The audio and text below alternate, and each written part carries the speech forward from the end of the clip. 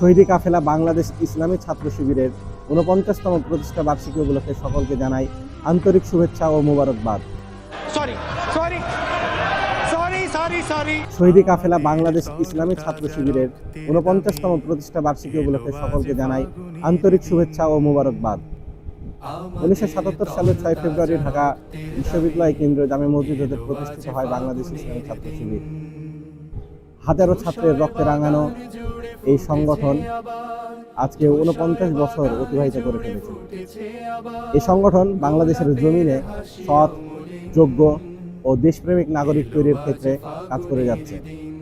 যারা বাংলাদেশ বিরোধী, যারা ইসলাম বিরোধী, তারা এই সংগঠনের তরুণ মেধাবীদের ওপর চালিয়েছে হাজারো নির্যাতন। তবুও আল্লাহর রহমতে এই সংগঠন টিকে আছে আজও। আল্লাহ সুবহানাহু ওয়া তাআলার কাছে দোয়া করি এই সংগঠন যেন মানুষের আকাঙ্ক্ষা পূরণ করতে সক্ষম হয়। আল্লাহ আমার ভাইদেরকে কবুল করুন, আমিন।